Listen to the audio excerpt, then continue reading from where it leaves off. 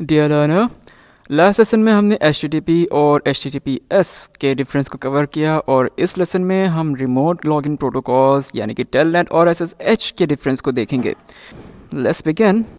सबसे पहले remote login protocol होता क्या है तो देखते हैं। ये सेट ऑफ रूल्स होते हैं जिसके ज़रिए हम रिमोट कंप्यूटर्स में एक्सेस बना सकते हैं, उसमें लॉगिन कर सकते हैं, फिर यूज़ कर सकते हैं।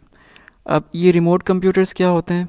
जिन स्टूडेंट्स को ना पता हो, जो कंप्यूटर्स मतलब दूर दराज रखे हों। फॉर एग्ज़ाम्पल मान लो इंडिया का एक सॉफ्टवेयर इंजीनियर है, उसने केन्या में बैठे किसी इंसान को अपना सॉफ्टवेयर बेचा है और उसके कंप्यूटर में कुछ प्रॉब्लम आ रही है और उसने जो है इंडिया के सॉफ्टवेयर डेवलपर को कॉल किया, बोला कि भाई ऐसी ऐसी बात है, मॉडिफिकेशन करिए।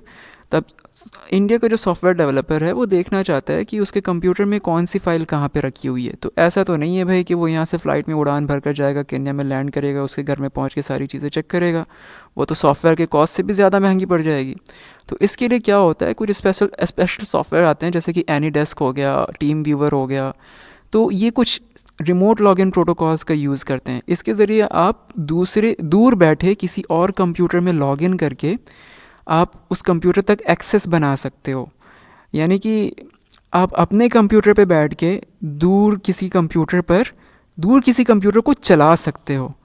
ठीक है, वो दूसरे कंप्यूटर पे बैठा हुआ इंसान को लगेगा कि कौन जिन आकर, भूत प्रेत आकर उस कंप्यूटर को चला रहा है, फाइल ओपन कर रहा है।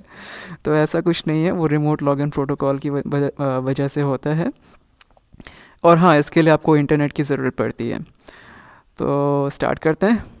रिमोट लॉगिन प्रोटोकॉल्स, अगेन क्योंकि ये प्रोटोकॉल्स हैं तो सेट ऑफ रूल्स हो गए और इसकी मदद से हम रिमोट कंप्यूटर्स को एक्सेस करके नेटवर्क के ज़रिए एक्सेस करते हैं। और यहाँ पे जो प्रोटोकॉल्स के डिस्कस करने जा रहे हैं ये दोनों हो गए टेलनेट और SSH। अब अगेन HTTP और HTTPS की तरह ये दोनों भी एकदम सिमिलर हैं। तो टेलनेट का फुल फॉर्म हो गया टर्मिनल नेटवर्क, SSH हो गया secure shell. Telnet again remote login protocol की तरह यूज़ किया जाता है और इससे आप रिमोट कंप्यूटर्स को एक्सेस करते हैं।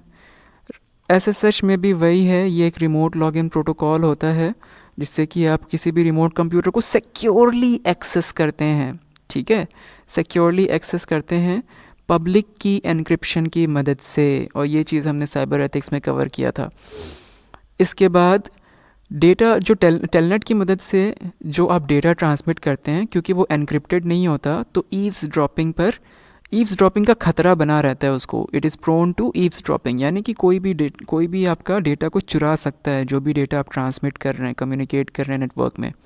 जबकि SSH के केस में डेटा अगर लीक भी हो जाए तो भी उस एनक्रिप्शन की वजह से सेफ़ रहता है। और अगेन दोनों ही एप्लीकेशन लेयर में काम करते हैं OSI मॉडल के। That's all for this one. DFTBA.